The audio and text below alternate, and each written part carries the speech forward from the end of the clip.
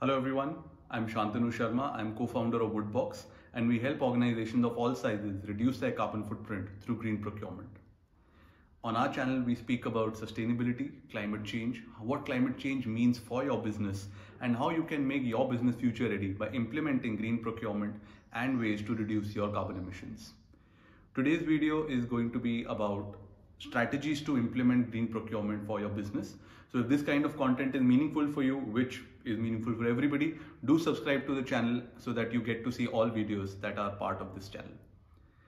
Diving into today's video, we are going to talk about the 7 steps which are important to implement a green procurement strategy for your business. It does not matter what is the size of your business. It does not matter what industry you're in.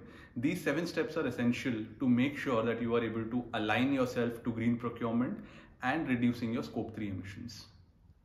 Let's go right to it.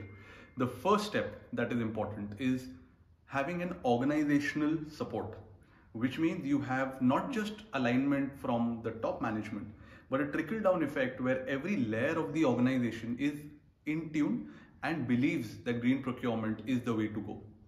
Only if that happens will you be able to successfully implement sustainable or green procurement in your organization. So organizational support, not just from the top level management, but having individual people aligned and on the same table and on the same page as you. The second step then is doing a self-assessment of a company as to what are my requirements, identifying what specifically is more meaningful for me.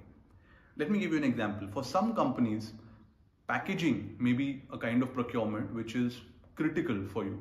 You have a lot of packaging procurement that you have. So if you're able to make that sustainable, that is more meaningful.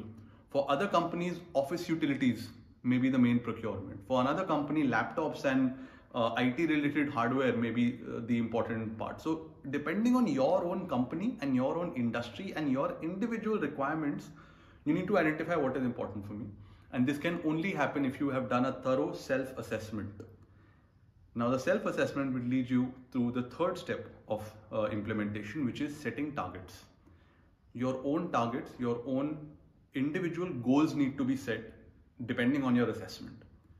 An example of this can be that I want to reduce my scope 3 emissions by 10% by reducing my plastic packaging procurement by 15%. Just a random example there. This kind of goal setting needs to happen so that you're able to align yourself and get a goal in place so that you strive to achieve it. Your organizational support and your assessment will lead you to these goals so that everybody knows that this is what I want to achieve and this is what I'm going to go after. Now, once you have this in place, the fourth step is understanding the cost involved. The cost is a major factor and you should not look at cost in terms of a one-time cost. A lot of times the mistake that we make is we look at the cost as a cost that we're going to pay now.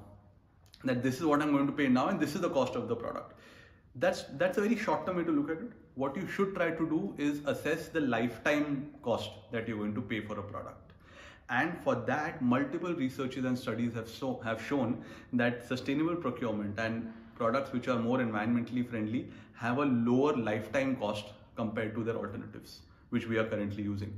So you have to assess the lifetime cost of a product and then decide what makes sense for you and what doesn't. So that's the fourth step, assessing the cost, but assessing the lifetime cost of a product. The fifth step is planning how the implementation is going to happen. So putting a strategy in place that, okay, if I'm going to take the example of packaging again. So let's say I'm going to reduce my plastic packaging by 15%. You then have to go after your exact strategy. Who is the vendor I talk to? What kind of vendor is it? Is the vendor ESG compliant? What kind of packaging am I going to replace? So if I'm a pharma company, I have an outer packing, I have an inner packing. Then I have different kind of requirements and compliances which I have to take care of. All these things need to be put together in a document that becomes your own implementation strategy. Once you have an implementation strategy, the next step is do it. The sixth step is to actually implement the green procurement practices that you have done.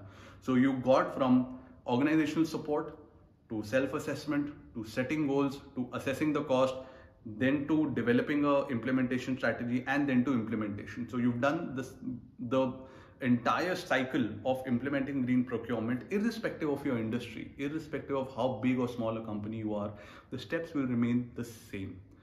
The seventh step, and this is the essential step because this will go back to your goal setting.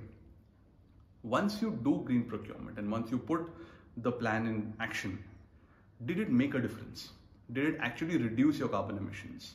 So if you assessed your carbon emissions, your scope 3 emissions to start with, and you changed something, did it actually make a difference?